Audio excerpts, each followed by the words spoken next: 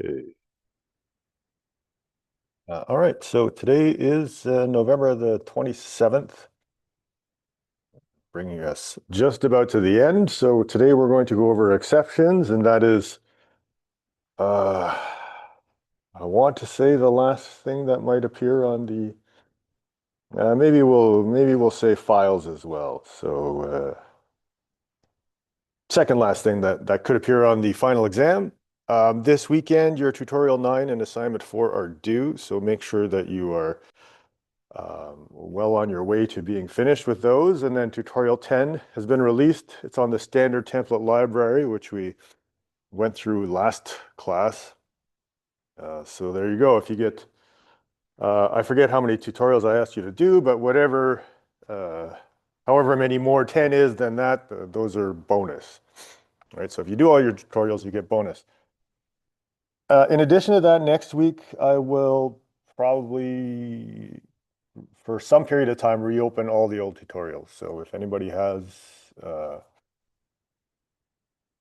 is unhappy with their mark, this will be your chance to address that. So yeah, be ready, I guess. If you have some tutorials you didn't get full marks on, and you want to bump up your grade, then be ready for that next week. Okay, but yeah.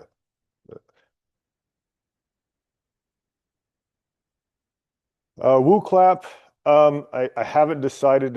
I usually do 1.5%, right? So that'll just, and it's usually, you don't have to be there for all of them if you're there for most of them, like 75% or something. Depending on, it usually depends on average, how many people in the class, I guess the top students, how many they completed, let's say. So yeah, but generally 1.5%. Enough to bump you up, halfway to a new letter grade, I guess. Other questions? Okay, so before we do actually,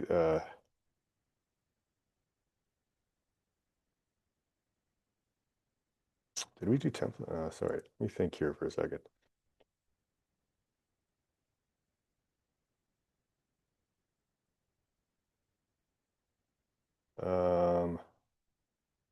I'm a little worried that this, oh no, it's the standard template library. What am I doing? Also, check results.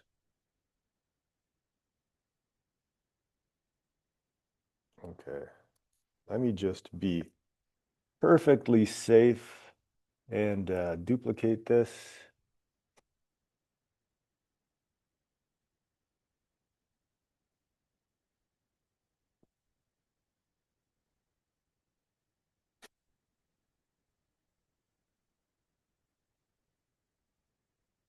Okay, so there we go.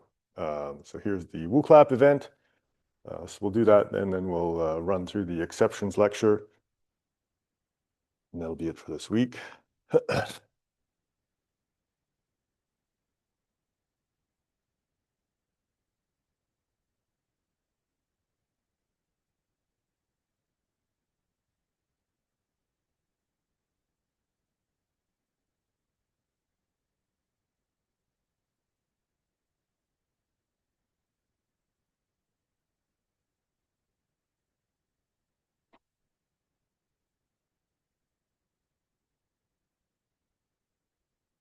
All right, well,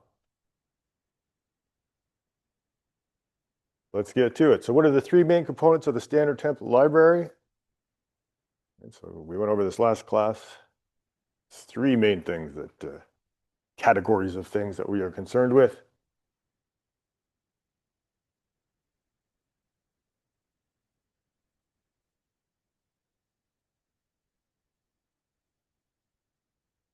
And yeah, I believe we are starting with an easy one, but let's see what people got. Containers, algorithms, and iterators seems to be leading the pack. Vector, list, multiset, those are part of the standard template library, but they're not I guess the three main, I said components, maybe categories is a better word here. Again, right, so these are not meant to always be rigorous questions. So if you interpret it a different way, then that's fine. But generally speaking, containers, algorithms, and iterators are the three main categories of things in the standard template library.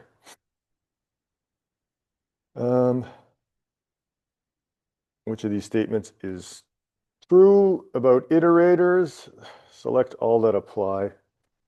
So they give you access to elements of a container. They allow you to interact with the container in a consistent manner. They are an abstraction layer between containers and algorithms.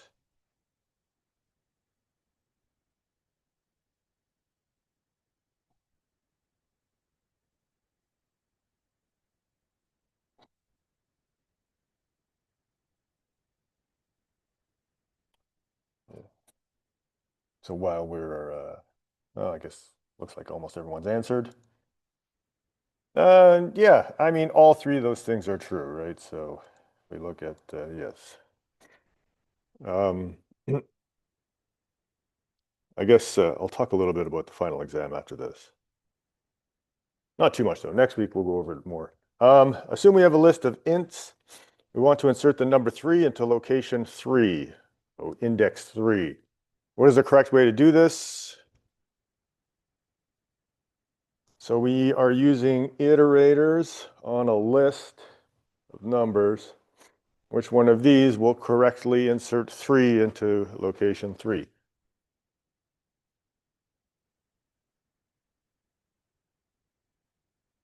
And I guess the thing to keep in mind is that list is a doubly linked list. And although iterators present a consistent syntax, the operators that are overloaded for a specific iterator vary depending on the type of container you're using. So not every iterator from every container can do every operation. It looks like pretty evenly distributed. So this is a doubly linked list, which means we do not get pointer arithmetic. So that would not work.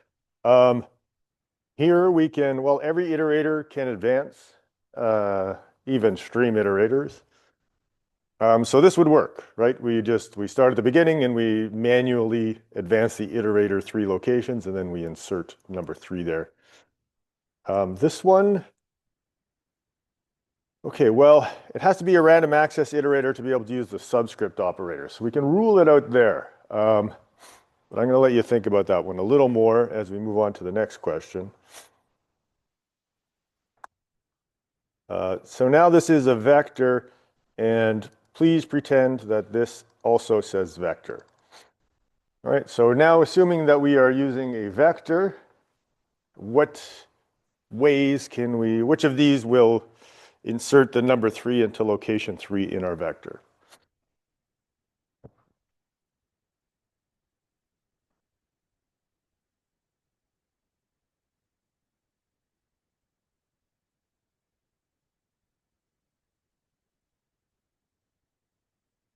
Well, so let's, I guess, talk about it. So in some ways, iterators are made so that they can imitate a pointer. And vector is a random access data structure, which means we get random access pointers and random access iterators, right? So we can do this sort of pointer arithmetic. So this one will work. Vector is also, compatible with this syntax. I can manually walk 3 forward in my vector and then just insert at that location. That's allowed. It's not the most efficient way to do it, but here, so yes, I can use the subscript operator on a vector, but what is this going to return? Right, so this insert takes an iterator. And this, well, when we think about the subscript, it's kind of like a dereference and pointer arithmetic in one, right? So this says jump to the 3rd location, but don't just give me the iterator, give me back what the iterator is pointing to. So it's going to return an int, right? So number 3 would not work. I think I have it here listed as a correct answer, but that's wrong. I should fix that. All right, questions? Nobody's here to answer. Very few people. All right. What is the output of the following? This is just a function from the algorithms library. What is this going to output? This, of course, is the modulus operator. So assuming I have a function called isEven, that takes a number and returns true or false. Basically true if it's even, right? If I divide by 2 and the remainder is 0, then it's an even number, and false otherwise. And then we copy everything to this output stream iterator. If these things are even.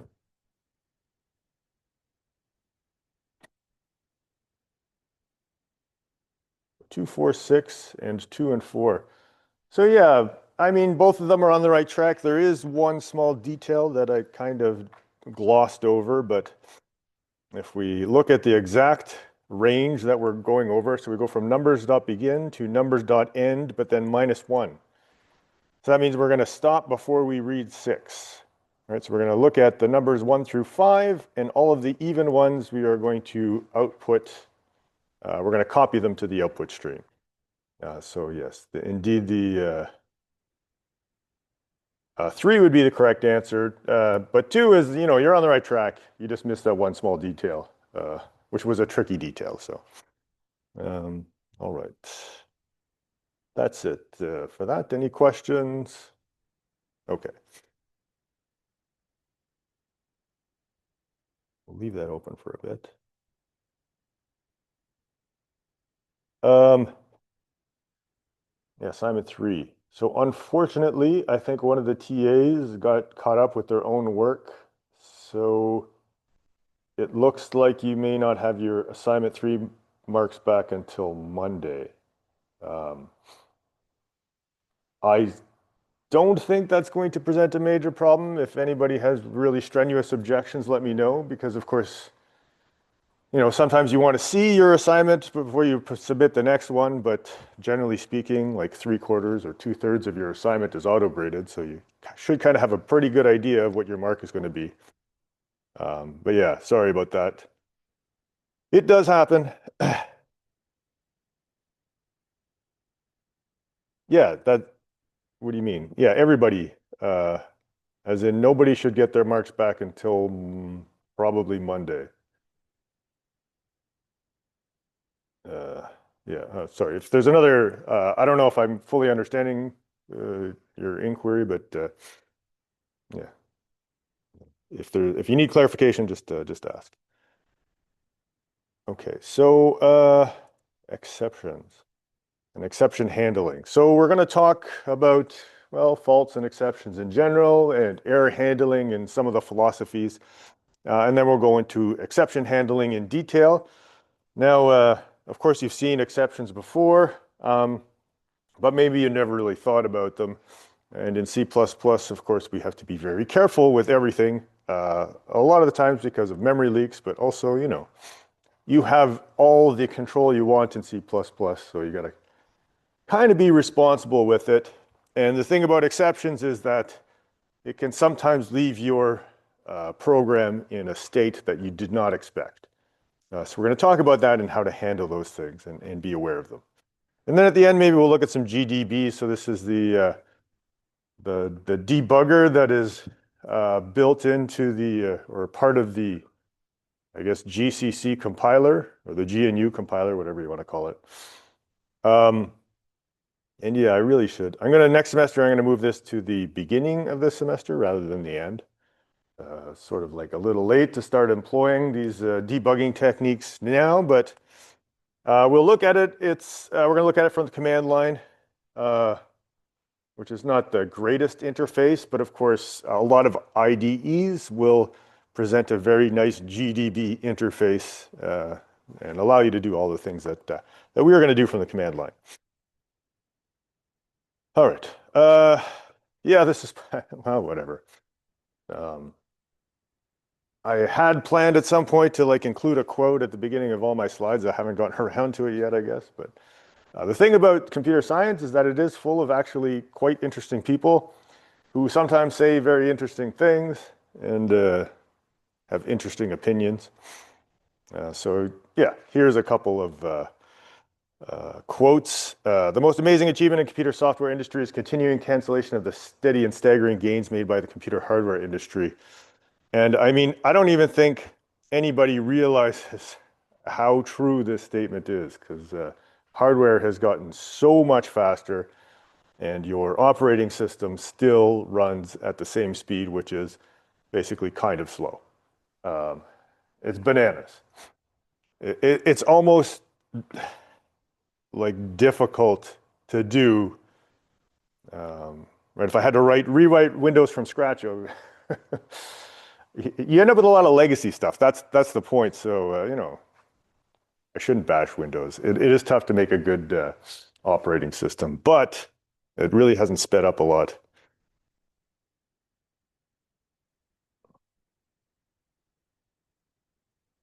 Uh, well, what happens is that, so I have this computer that I'm staring at right now, and next year I buy another computer, and that computer might be twice as fast as this one. And Windows will be twice as slow. And so I really don't notice. I have exactly the same experience, right? It should be like really, if I'm opening a text file, like any IDE, that should be instant. Like I shouldn't have to wait at all. I mean, we're talking about some hundreds of kilobytes of text, read from an SSD, right? We don't even have platter disks anymore. All of this is so blazing fast, and yet I have to wait probably 7 seconds for VS Code to open up. It's just wild. But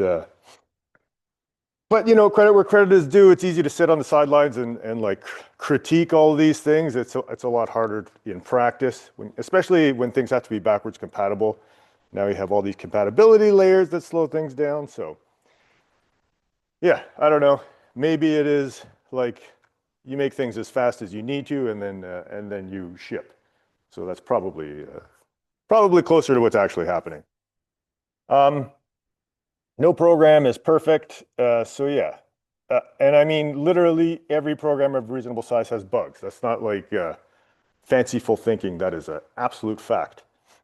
So it's very hard to anticipate everything. And so code robustness is the ability of when we encounter something that goes wrong, can your program handle it?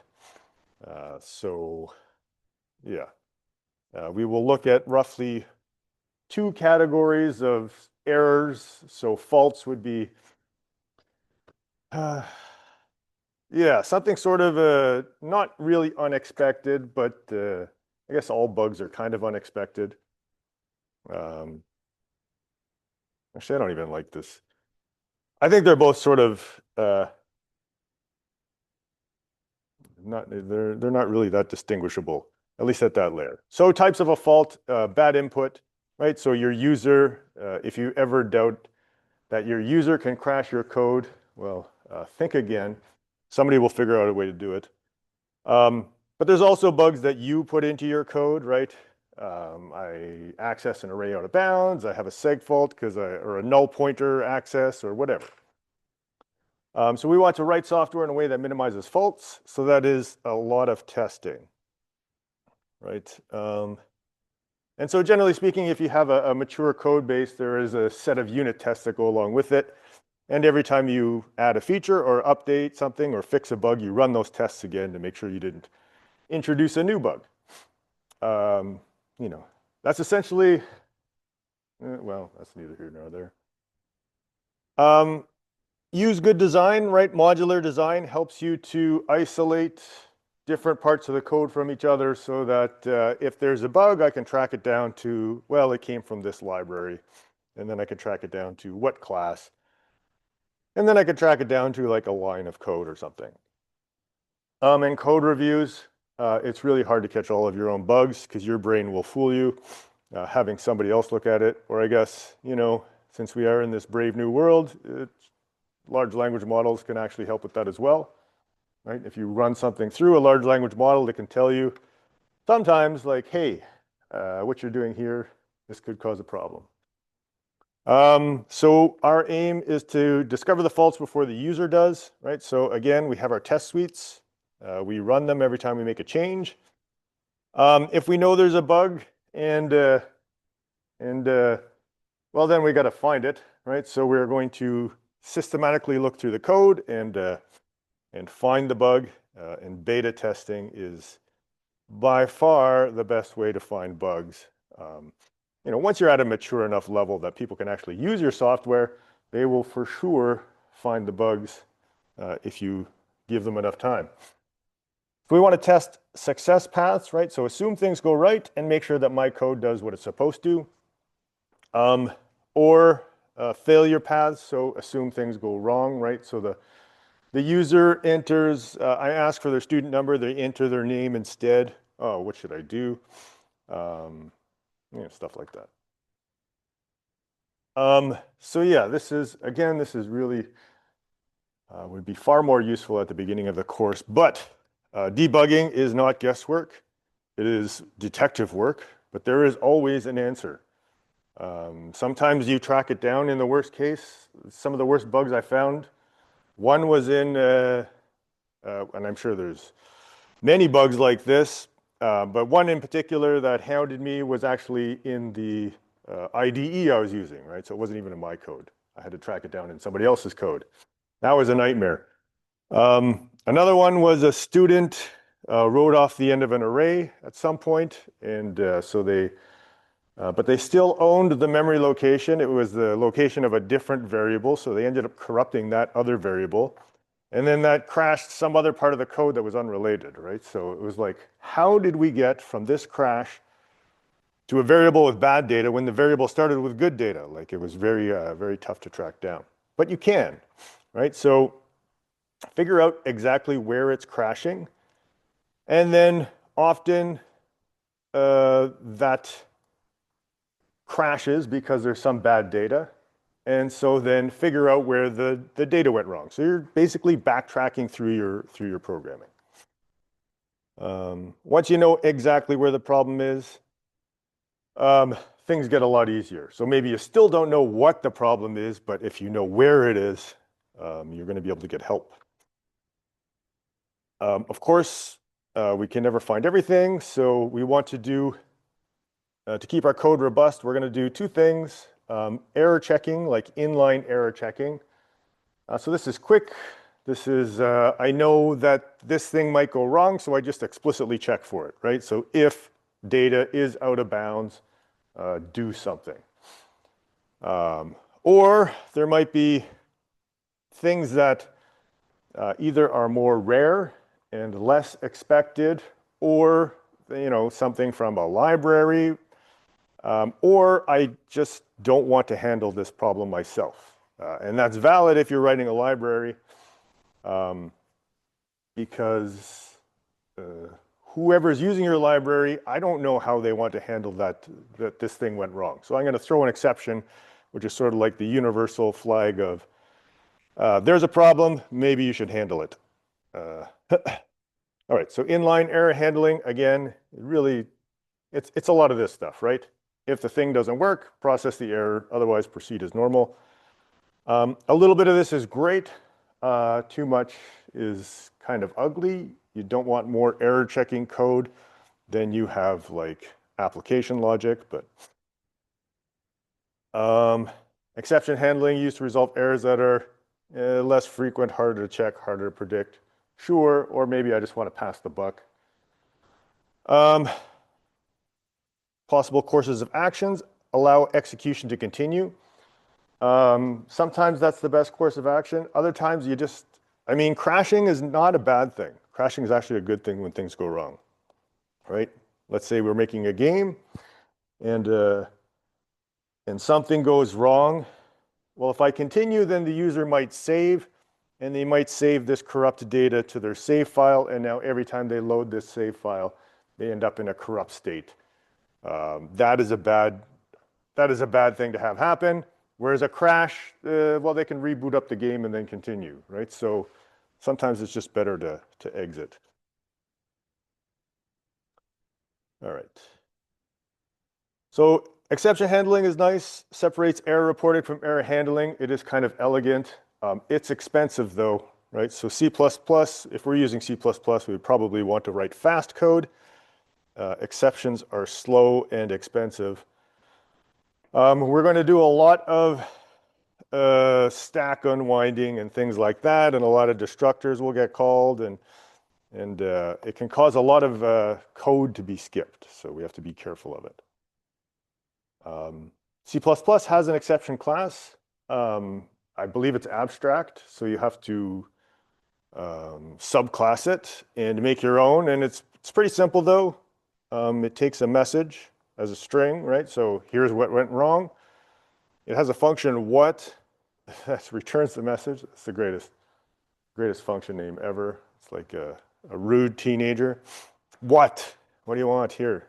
Something went wrong. And so we throw the exception when there's an error. We call what, and we can print it to the screen or console or whatever. In C++, though, you don't have to use exception, right?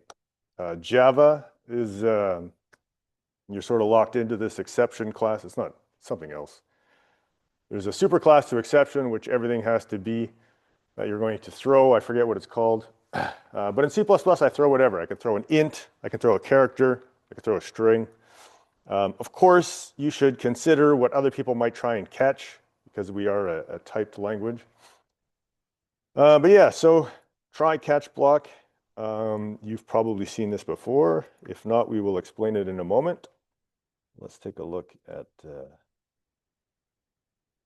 Well, we're going to start by examining control flow and how throwing errors interrupts that control flow. We're going to look at a bunch of examples of that, and then we're going to look at some of the consequences of that. Well, and the main consequence we're going to look at is I allocate dynamic memory, and then it doesn't get deallocated, right? So how do I handle that? That is one of the big issues of throwing exceptions. But to start with,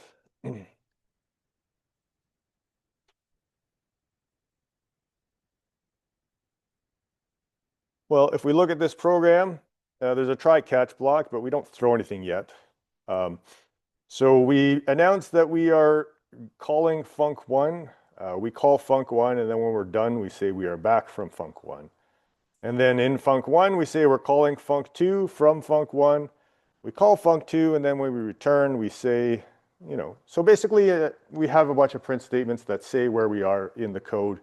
And we have, a main function that calls func1, that calls func2, that calls func3, that returns. And so, what the hell? Yeah, all right. Eat it. There we go. So calling func1 from main, calling func2 from func1.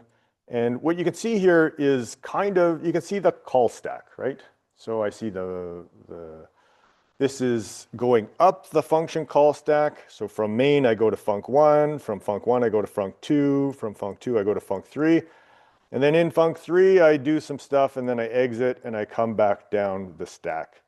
And that is how the normal flow of control is in most programs, unless you do something like this. So I'm going to throw a runtime error. Something bad happened. Okay. And if we run that, so up here we can see that we went up the function call stack and then back down the function call stack, and then we are done in main.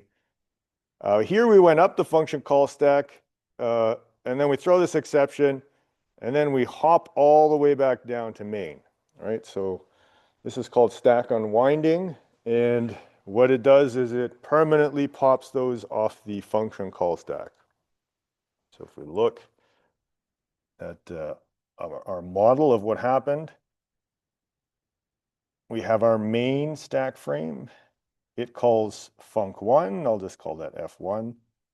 F1 calls f2. F2 calls f3. Down here, there's a catch block. And up here, I throw an exception. And so as soon as I throw the exception, well, the flow of control stops here. And it goes to the runtime system, which looks in the current function for a catch block. So it's going to look here first. And it says, well, there is no catch block here. So what it's going to do is it's going to pop this stack frame off, which may not be a big deal, right? In this case, our functions don't do much. We did skip over some code, so we have to be aware of that. There was no memory leaks or anything, though, but there could have been. So at this point, I look at the next function, the next stack frame on my call stack, and I say, is there a catch block in there? And it says no, so I pop that off the stack frame as well, or off the stack.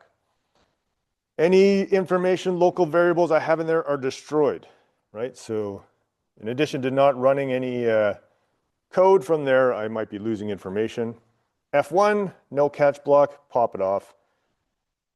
Here I see a catch block, great. I resume execution in the catch block, and then I finish, right? So I resume execution here, and then I exit the catch block and just keep going, all right? So when I throw an exception, the flow of control is diverted, I guess. Anyway, questions? Simple stuff. So let's look at some more examples.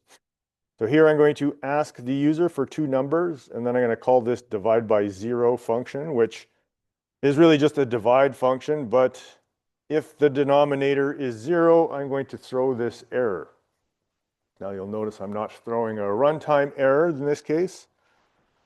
I'm throwing a string literal.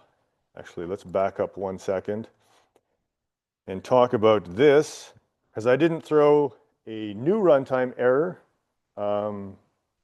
I made and threw a runtime error. In some sense, this is a temporary object. But so I guess the analogy that you might think is if I make a temporary object in my function and I return it, well, then the rule is I should return by value, because as soon as this stack frame is popped off, that object gets destroyed. But when I throw an object, this is fine, right? I don't have to put this on the heap. I can just declare it statically allocated, and the runtime is going to find a nice safe piece of memory to put it until it finds the catch block where it will. And probably the nice safe piece of memory is actually right here. But yeah, so we don't have to worry about things like the lifetimes of things that we throw. The runtime is going to handle that. And then here, well, I'm not even throwing a runtime error, which is a subclass of exception. It's not any kind of exception. It's just a string literal. And I can, of course, catch that. This is C++. You can do whatever you like, even if it's a horribly bad idea. In this case, it's not a bad idea, but again, if you're making a library and you throw strings instead of exceptions, you should carefully document that, right? So that people know what they're trying to catch. All right, divide by zero. If denominator is zero, I throw an exception. So let's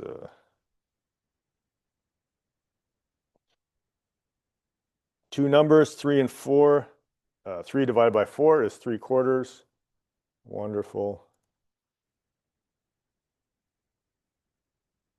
Yeah.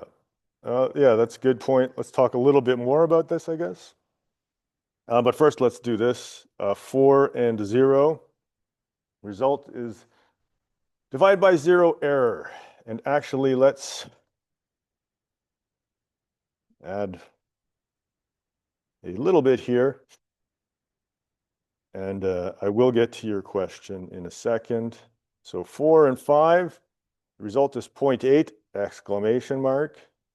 And then 4 and 0, I get the divide by 0 error, no exclamation mark, right? So before we interrupted the code and we didn't, the next statement didn't run after the throw, But here, this function threw an exception and I abandoned the rest of the code in this statement. All right, so yeah, even in the middle of a statement, if I throw an exception, that code will stop executing, and we pick up down here where it gets caught. All right, questions about that? All right, so where did we define this? Well, this is what we use to catch a string literal.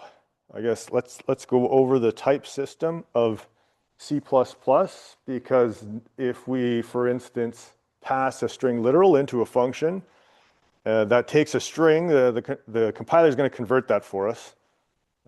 If we pass the string by value or if we pass it by const reference. Here, let's say I did string error. Well, let's catch a string. And in fact, I mean, let's just use the best practices possible, I suppose. This is a string literal. We know we can, in a function, this will accept a string literal. So if I try and run that now. Two numbers, 4 and 0, and it just crashes.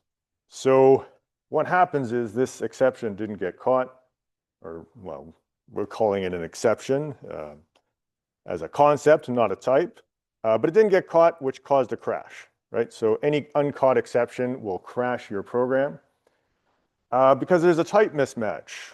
So whatever I throw, when I catch it, I have to match the type. But unlike parameter passing, the compiler here does not do any conversion for us. This string literal the type is a const character pointer, right? It's like a C string. If I want it to be caught up here, I can give the compiler a hint and say, listen, just treat it like a string, right? So I'm going to cast it to a string. 4 and 0, and then we get, then it gets caught. But if I don't, actually, so yeah, unlike when I pass parameters and the compiler does a lot of implicit conversions for me, for try catch, it does not. You have to have type matching. I wonder if this will work. Probably not. Two numbers, 4 and 0. Yeah, so a crash. So it has to match exactly. So this won't even catch a string. It can only catch a C string, basically. All right, questions? Okay.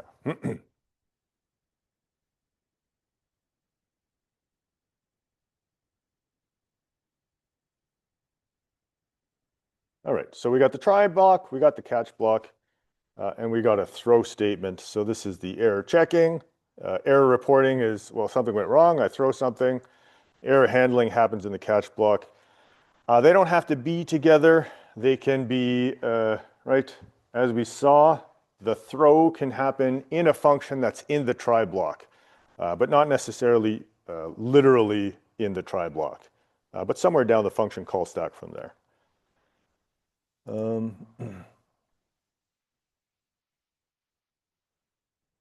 Error is defined in the, oh, okay, sorry, in the catch block here, right? It's defined right here. So this is, I mean, what I'm doing is I'm expecting something that has this type, and whatever it is, I'm going to give it this name, right? The name is sort of irrelevant.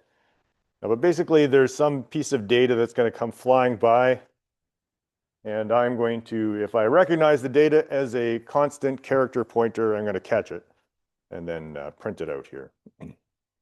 Right, so it's sort of like a parameter. I'm just defining it. And then you can think of this as I'm passing this parameter or this value into this parameter. I don't know. Hopefully that, maybe that makes sense. Let me know if you have any other questions. This, I guess this is a little outdated. I think I changed the code. But A couple other things to note. We can throw whatever we like, not just exceptions. There I threw a constant character array. I can throw an int. I can make my own classes and throw those. You should actually be careful, right? Because most people expect an exception to be thrown and not just random data. Observe that we can throw local objects, right? That's not a problem. I don't have to make something that goes on the heap. I can just statically allocate it.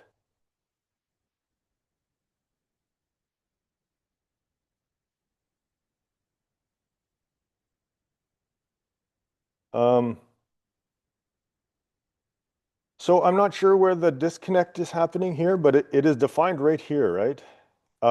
It is, in a sense, a parameter to, a catch is not, I don't know if I'd call catch a function, but sure, at some level it is. And so I'm passing it a parameter the same as I would pass to any function, right? So you can think of, it might be useful to think of this as a function. This is a parameter to that function. This is me calling that function and providing this parameter, right? So I'm providing a value. This matches here. So now error, the name error is a pointer that points to this string literal. Yeah. So maybe that, I don't know. I don't know if that helps or not, but if not, I'll have to think carefully about, or we can talk about it maybe at office hours or something, or I don't know, or send me an email. All right, we can throw local objects. The temporary object gets copied into the catch parameter. I haven't really dove deep, or at least if I did dive deep, I don't remember doing it, which, you know, there's so much to forget about C++. So I don't think there's even a copy made of this object. It's just a compiler optimization in the back. So you can, the point is you can throw statically allocated objects and not worry about them. So try is a block of potentially dangerous code. If something goes wrong here, somebody might throw something. We want to handle it. The throw, something went wrong. We decided we're not going to handle it here. So we're going to throw this exception. And well, if we're in a try catch block, if we wrote a try catch block, then we'll catch it ourselves or somebody else will catch it. The catch block deals with the problem and always immediately follows the try block, right? So think if else, try catch is the same thing. I might throw somewhere down the function call stack, but catch and try are always together. All right. And yeah, this is the stack unwinding, right? So if I throw an exception in a function that does not have a try catch block, well, then that function gets popped off the function call stack, and then every function gets popped off until we find a catch block. And that's where our program resumes. And so we're going to skip a whole bunch of code. That's not always a bad idea, though, that might cause some problems, but we're going to handle those. But sometimes it's a good idea. If I'm writing a library, right, printing my error to a console might not be the best. There might not be a console. There might be a GUI. So throwing an exception is like, hey, something went wrong. I don't know what I should do, but you do as the user of my library. So, all right. Let's look at a couple other examples of control flow, and then we will, well, how much time we got? We might get through all of it. Okay, yeah. So here, we have a bit of code. I'm going to define a string. I'm going to initialize it to some nonsense here, abracadabra, because we want to make sure that this string gets the value that is returned from enter name. And so basically this line should say the name and not abracadabra. This enter name function, well, it just reads in from the standard input, and then it checks the name. And check name does nothing right now, but later we'll throw an exception. And there's a try catch block here, so we're just going to run this and see the flow of control. Nothing super exciting, but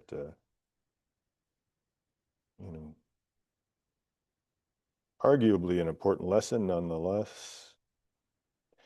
Enter a name. If I enter my name, everything is great. Okay, well, let's do something interesting then. If name is equal to Timmy, well, then I'm going to throw Timmy, what was attacked by a giant squid, I think. Okay, so if somebody enters Timmy, then something went wrong. We're going to catch that error up here. So Timmy was attacked by a giant squid. So if we look at the flow of control, I call this check name function. It says, this is Timmy, so throw this rather than return. So it abandons this code, but there's really nothing else happening here. It prints out the error, and then it resumes here where it returns S, and then S gets assigned to some name, and then we print out the name Timmy at the end. Okay, so what if we did a slightly different design choice? And let's say that instead of putting our try-catch block down here, actually we took out this check name function altogether, but this does effectively the same thing as the check name function, right? I just look, if it's Timmy, I throw an error, and then rather than catch it in enter name, I catch it up here. So yeah, what are the consequences of doing that? Enter a name. If I enter my own name, everything's good. If I enter Timmy, Timmy's been kidnapped by a giant squid, and also this name variable did not get initialized. Okay, so here, this some name is abracadabra. I start executing this. I call this enter name function. Well, it doesn't actually ever return S. Instead, it throws this exception, and this call to this function is abandoned, and this piece of code is abandoned, and this piece of code is abandoned, and I resume right here, where my name remains uninitialized. Okay, so that's just, you know, some subtle sort of things that can happen depending on where I put my try-catch block. Maybe my variables don't get initialized if I skip the code that does that. All right, questions? Yeah, okay. Easy stuff.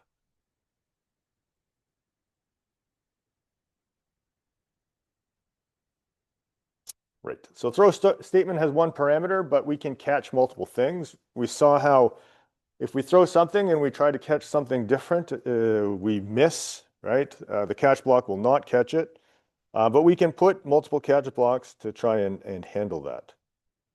So if I go down to here, we have our barnyard animals, but just very simple types now. Same class hierarchy. We have an animal as a base class, and then birds, and then chickens. Chicken is a bird, which is an animal, and cats and pigs are both animals. Okay, so then we are going to, inside this try block, we're going to ask, well, first we're going to ask the user what they want to throw, and then inside the try block, we're going to throw one of these animals. If we don't recognize pig, cat, chicken, or bird, then we're just going to throw whatever. And then, so here we're going to catch chicken, or bird, or cat, or pig. Down here, we're going to, the 3 dots mean if anything is thrown, I'll catch it, right? I can't use it because I don't know what it is. I don't have a variable name. I don't know what type it is. So, but I can catch it and do something. So let's see that in action.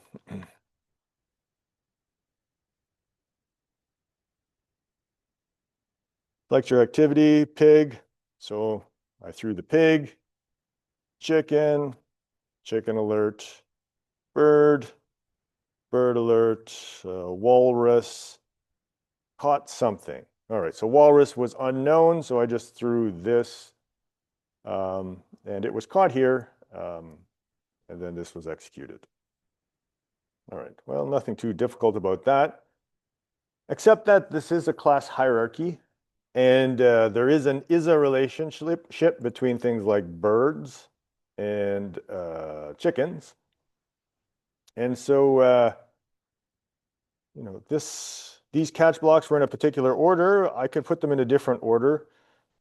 Now you can see this clang is complaining right away. Exception of type chicken will get caught by an earlier handler. If you do this in VS Code, it does not always tell you that. But when I try and compile it, I get the same warning. All right, so what does this mean? Well, chicken is a type of bird, and actually the compiler or the runtime will look at these in order. All right, so first it's going to say, is the thing that was thrown a bird? And if I throw a chicken, the answer is yes. So this will get caught, and it will skip the rest of these. Well, let's verify that. So if I throw a bird alert. If I throw a chicken, I also get a bird alert. And it skips this chicken one. Right? So it only checks, as soon as it finds something that'll catch it, it executes that. It does not check the rest of them. These all get skipped. So if I'm using a class hierarchy, the order of these catch blocks is important. Although it still lets me do it, right? It gives me a warning. If I do this, this gives me an error, right? So I'm allowed to reverse these and not crash, but this, the compiler says that, you've gone too far. Because of course this will catch everything and the rest of the catch blocks are completely useless at this point. So yeah, all right, questions? Okay.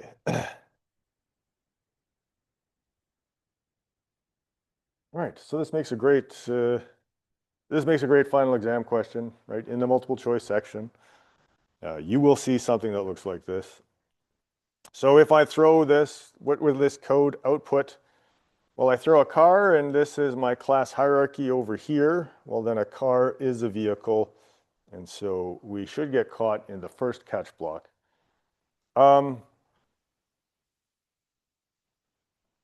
In fact, this is not a very good series of catch blocks. You'll get flagged with a warning, but it will still compile.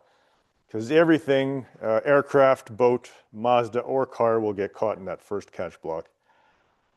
However, if I take that away, then I have something that works pretty decently. And the order is, of course, the lowest, the most derived class, or the childless object should be caught first before its parent or grandparents. So in this case, Mazda comes before car, because a Mazda is a type of car. So if I put this first, it would get caught here. But a car is not necessarily a Mazda. It does not have that is-a relationship. Okay, so if you're making a series of try-catch blocks, the order matters if you have a class hierarchy. Throw bird, yeah. This is in here. So here I've made objects and I've thrown them.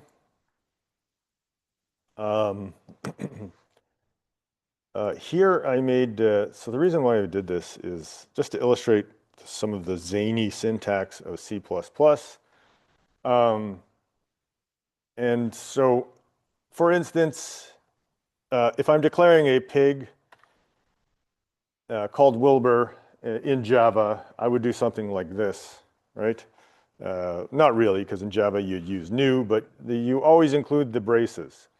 But here, this is bad syntax, because actually the compiler gets confused and thinks I'm forward referencing some function called Wilbur that takes 0 arguments and returns a pig by value.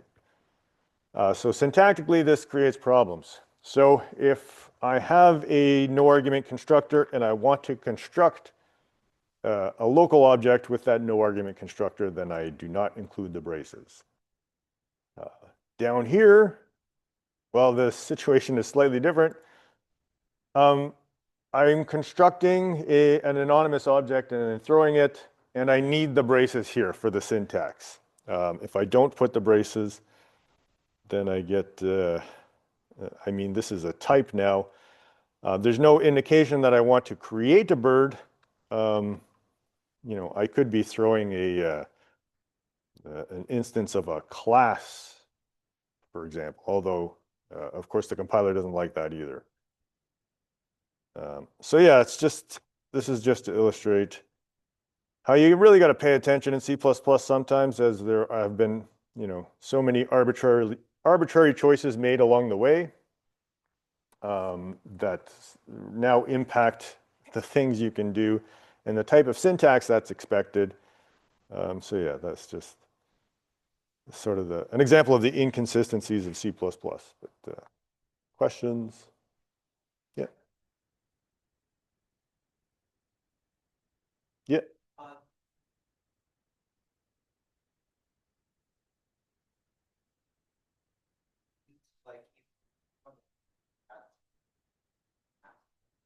To a vehicle?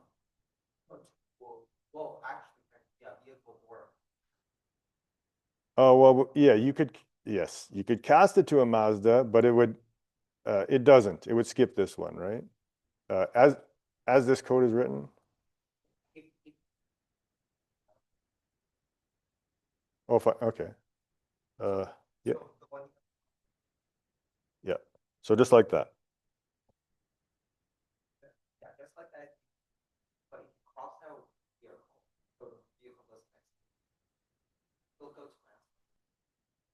The car, no.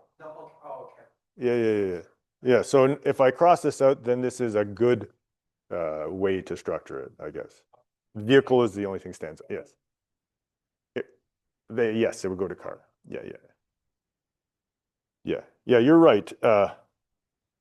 So you know, if you're going up a class hierarchy, it's an implicit conversion. You can go down the class hierarchy with a cast. You're right. Yeah, yeah, yeah. But that would have to be an explicit cast. All right. Other questions? Okay.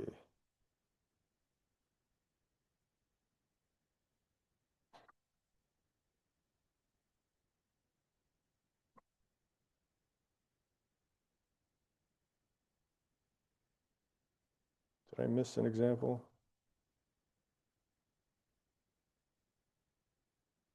Oh, rethrow. All right, let's do rethrow. Also, I guess we'll just to mention, there is this throw, I guess, qualifier. And basically what it says is that this function is not allowed to throw an exception, or like any function that is called within this function. And essentially what's going to happen is that if I throw this, it's going to crash right away. Okay. You used to be able to specify stuff like, well, I can throw like these two things. So if you go back to previous versions of C++, this is allowed. For this, I don't remember which version of C++ I'm running, but it is no longer allowed. This is deprecated. But you can specify that my function does not throw anything, and if something gets thrown, please crash right away. We're not going to use that, but it's not, you know, not a bad thing to be aware of. Let's get rid of those so that we can throw some exceptions. Oh wait, what am I doing here? Oh yes. So here, poor Timmy, here's the try catch block. Here's the enter name block. And check name throws this, well, function or exception.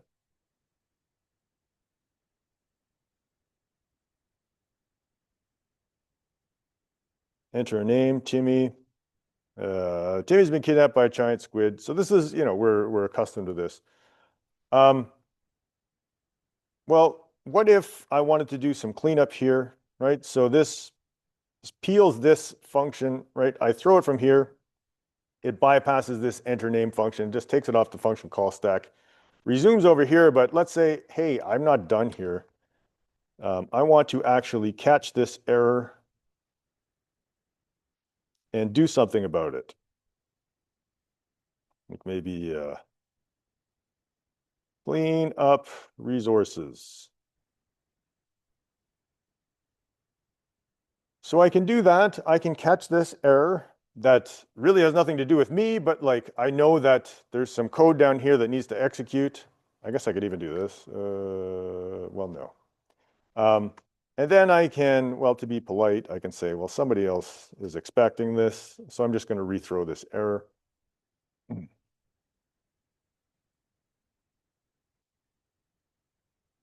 Oops, yeah.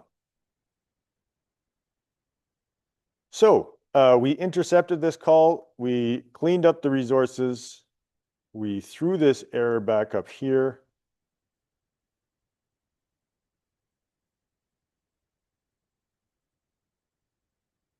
Or did we? What the heck?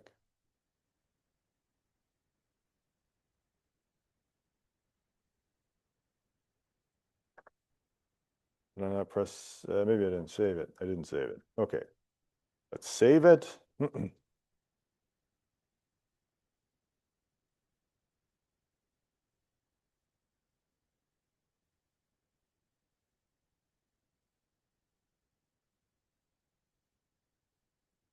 right, interesting.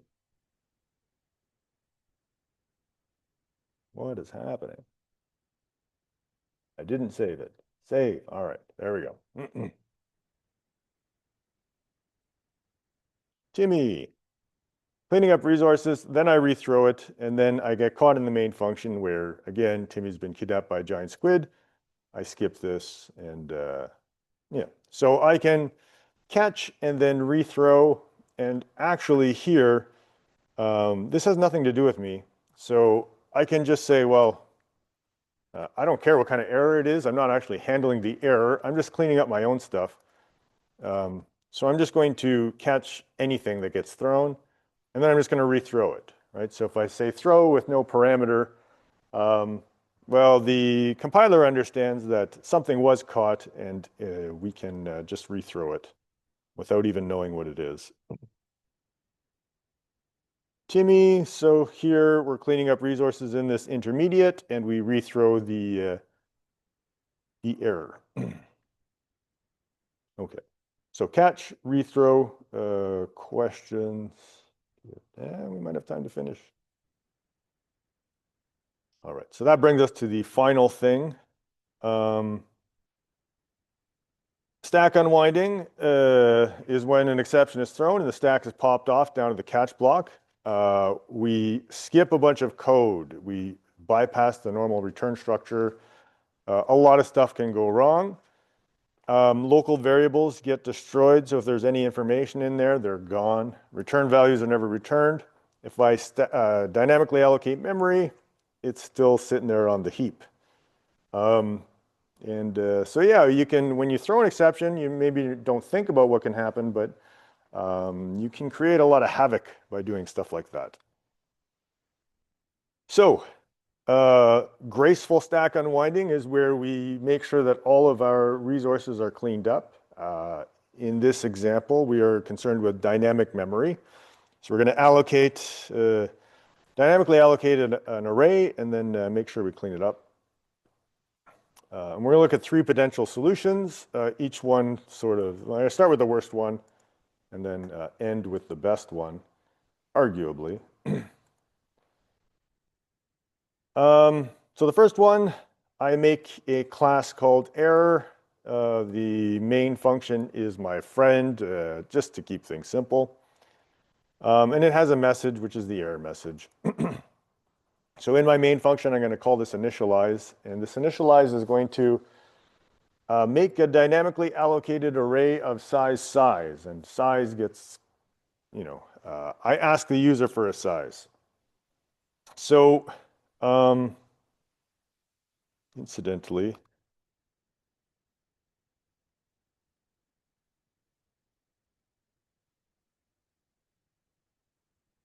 I believe it's going to complain to us. Variable length arrays in C++ are a Clang extension, right? So this is a statically allocated array, which typically you need to know at compile time. And because the compiler has to make sure there's enough space for it, right? And in this case, like I'm asking the user, and they can just blow up my function call stack if they decide to do this. You can kind of do it, right? Because, well, technically we're at the top of the function call stack, and here's my stack frame. And then I can just put, if I have a big array, I can just put it on top of the stack. So you can, depending on what version of C++ you're using, you can do stuff like statically allocate a dynamically sized array. Not really a great idea. It's easier to blow up the stack than the heap, but it can be done. So generally, this is a better idea because the heap is more flexible in terms of how much memory we can allocate in total. And really, I should be doing some bounds checking on this size variable here, but here we're going to put it on the heap. And then we're going to ask the user to read in a bunch of ints. And then down here, we're going to check to see this standard input. Well,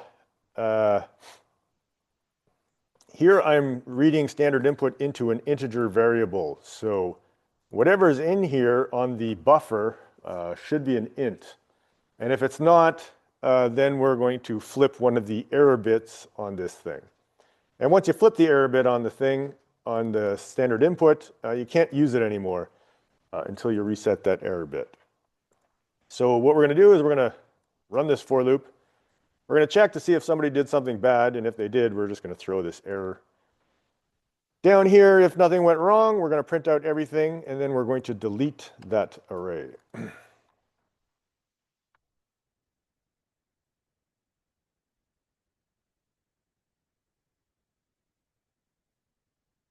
Right.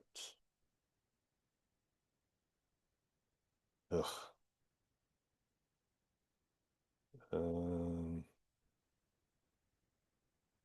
Okay, enter the number of elements, 3. Each one is, let's say, 1, 2, 3. It says you entered 1, 2, 3. And that's how it should work in the best case. Enter the number of elements, 4. Enter the elements A, B, C. I got an error, bad input. All right, so A, B, C can't be read into an int, at least not using this operator. If I run that with valgrind,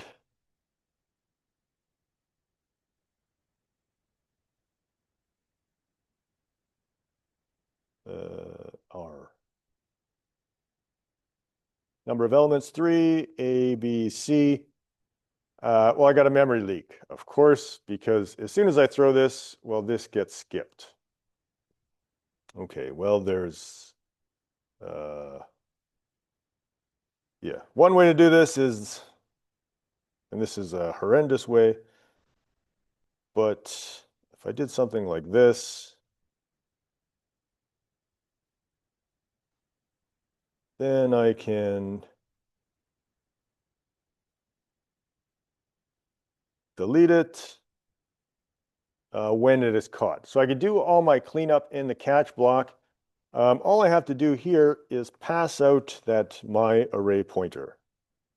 All right, so here I'm exiting the flow of control, but I'm going to pass you a pointer from out of this. So the memory location does not get lost, and then up here I can delete it.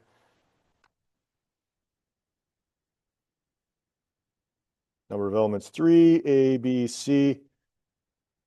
Still lost them. Where did I lose them? Oh, well, yeah. First of all, I need to delete them correctly. Oh, second of all,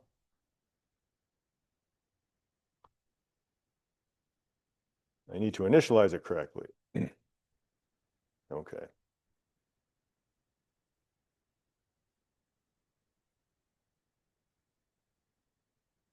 All right, that's fine. All right, so I got a bad input error, but I took care of my memory leaks.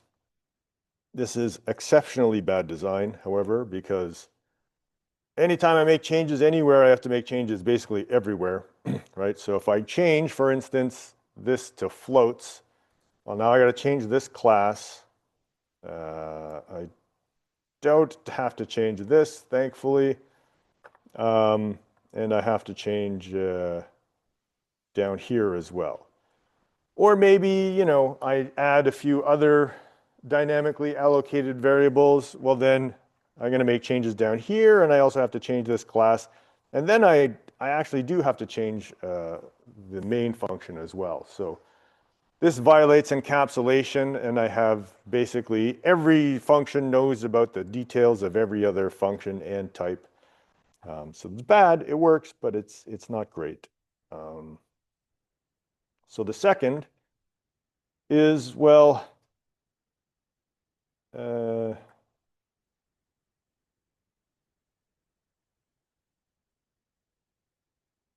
going to put it in a for loop, and we're going to put the for loop in a try catch block. Right, so enter int might throw an error, and if it does, we're going to catch it. I don't really care what the error is. I just want to delete my array.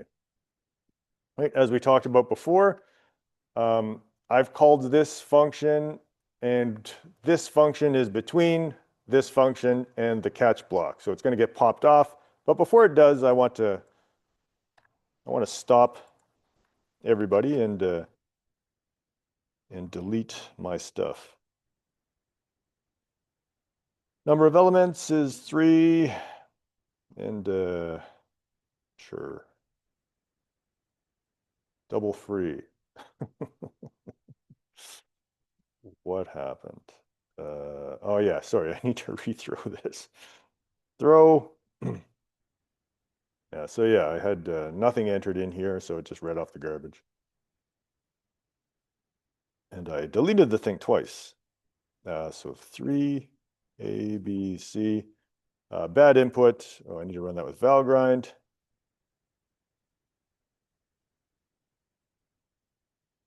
And yeah, no memory leaks. Okay, so this is good. Doesn't violate encapsulation. It's a good design. Maybe a little bit of a pain, right? I got to add a bunch of extra code here.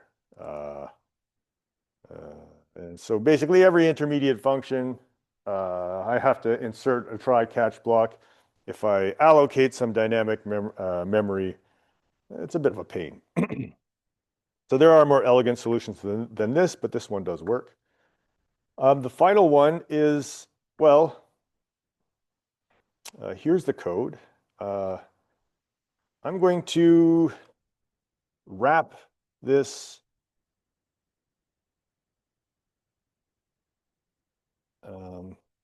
in a class. And now, because of things like operator overloading, I can do this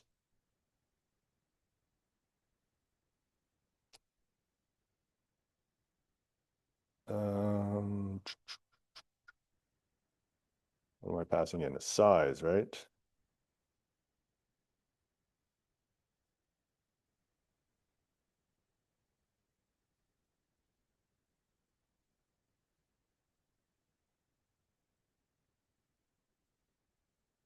Okay, and then, well, this is what destructors were really made for. Delete.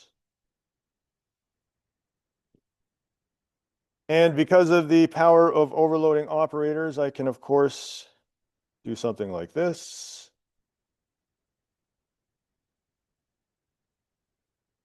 And here I'm just going to, I'm not going to do any checks. I should. And there we go. All right, so now I have a class. If I look down here at my code, I can just swap out these classes. Because I've overloaded this operator, I don't have to change any of my other logic. And so this is that resource acquisition is initialization pattern, which, well, let's run it and then talk about what a crazy name that is.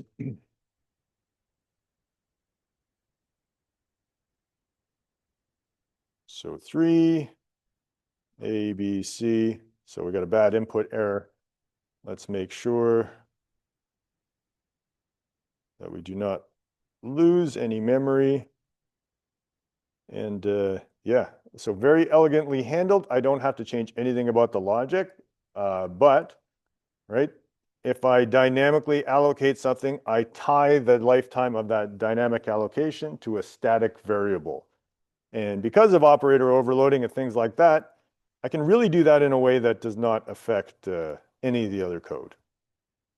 So yeah, resource acquisition is initialization. That I don't remember if I mentioned it to this class or if it was the other section only, but I watched a video or part of a video, actually quite a bit of it, considering it was just a rant about how much this person hated C++, but they were basically it was a video 2 hours long of why C++ is the worst language ever.